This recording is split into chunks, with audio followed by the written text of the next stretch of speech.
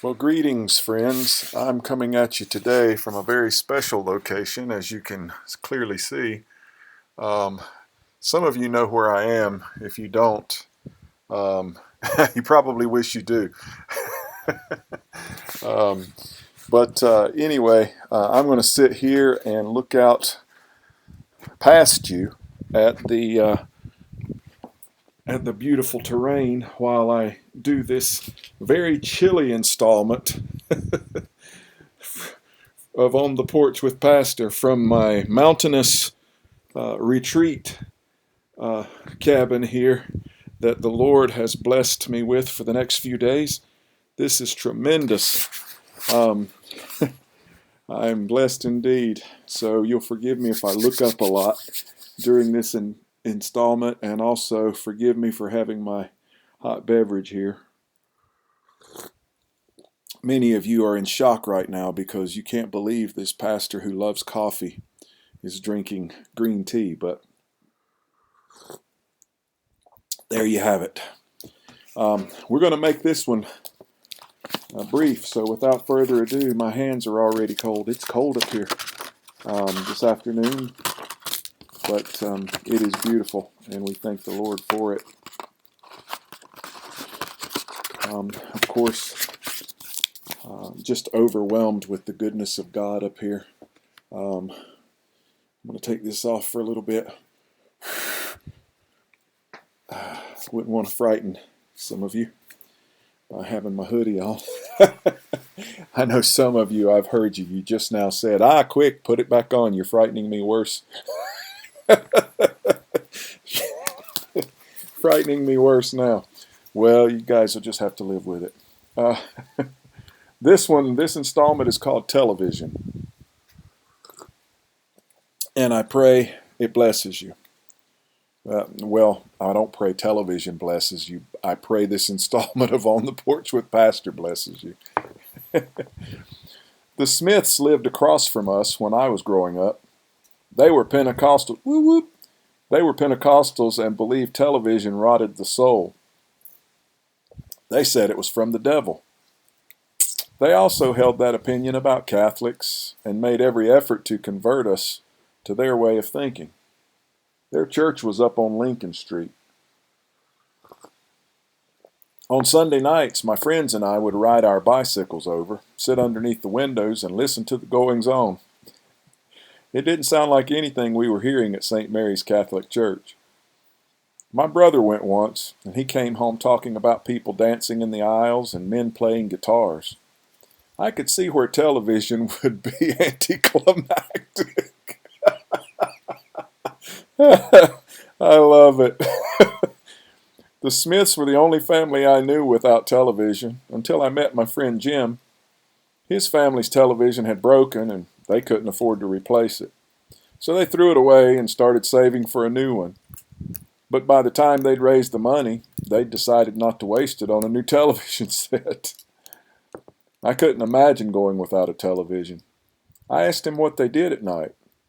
He said he and his wife read a lot, and their kids played board games. Then they went to bed at 7 o'clock. Shortly after that, my wife and I read some articles about how destructive television can be in the formation of values. We were expecting our first child, and in a fit of pre-parent concern, gave our TV away. Then one of our friends thought we couldn't afford a TV, so he and his wife gave us one of theirs. That was almost 4 years ago. We put it in the closet, but take it out every Sunday night to watch the Andy Griffith Show. Hear, hear. The rest of the week we read or go for a drive in the country, or sit outside on the porch swing and visit while the kids play. I'm beginning to understand that TV is like a drug. When we first got rid of ours, I experienced withdrawal symptoms. I was edgy and crabby and out of sorts. Now I can't stand any television, except for Andy and Barney and Opie. Mostly it strikes me as a bucket of sleaze. I suspect a lot of folks feel that way. Seems everywhere you turn, somebody is railing against television, from parents to pastors to politicians. They want Hollywood to clean up its act. Hollywood says they're just showing it like it is. Meanwhile, violence is spinning out of control, and our schools are graduating kids who can't read a job application, let alone a fine book. A lot of smart people lay this at the feet of television. This is one problem whose solution is a no-brainer. Stop whining, unplug your television set, and put it in the closet. Take it out once a week to watch Andy or any other program that embraces the values you hold dear. Folks, no one's holding a gun to our heads. No one's saying, watch this or else. If your kids don't like it, tough. Here's where they start learning they can't have everything they want. And if they keep complaining, hand them a book. If your spouse puts up a fuss, then find something to do together that is more compelling than watching Roseanne. That shouldn't be too difficult. I would ask you to excuse my passion on this subject, though I'm not ashamed of it. A day scarcely passes that I don't come across some sedentary soul whose literary tastes go no further than TV Guide. The waste of potential appalls me. The Smiths, bless their Pentecostal hearts, were right.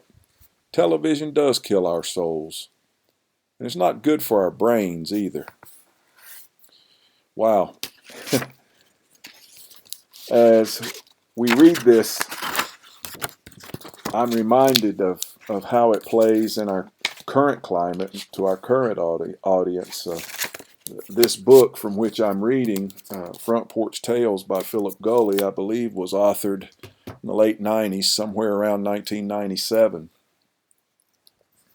And even in 1997, this was certainly before social media and really before the internet fully took off to the extent that it is today. Today, I wonder if we couldn't say the same thing about social media.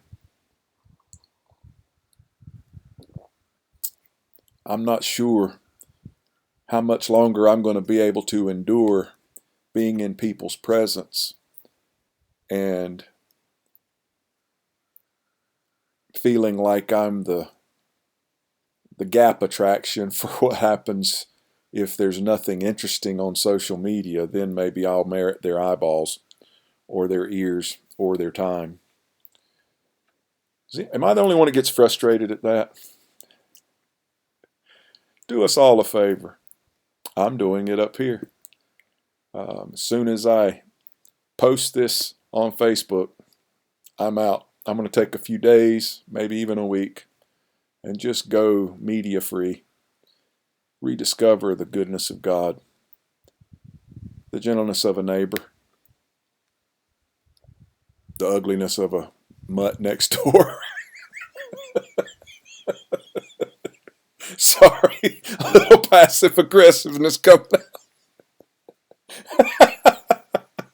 I hope my neighbor doesn't see this. Well, I hope she does.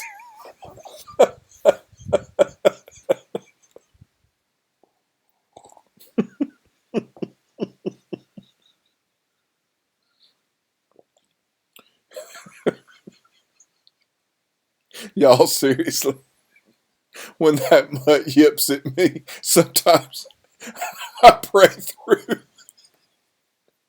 lest you read a headline in the newspaper about a local pastor lynching a dog.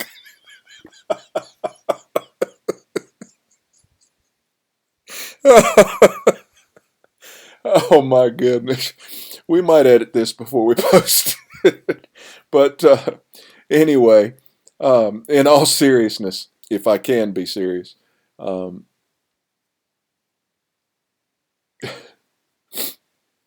sitting up here looking out over this beautiful terrain and having spent some extended time with the Lord and with his people, a thought occurred to me how often we may have missed that soft whisper of the Holy Spirit, of the divine calling out to us for fellowship, because we are so busy filling our minds and our ears with other sounds and voices and noises.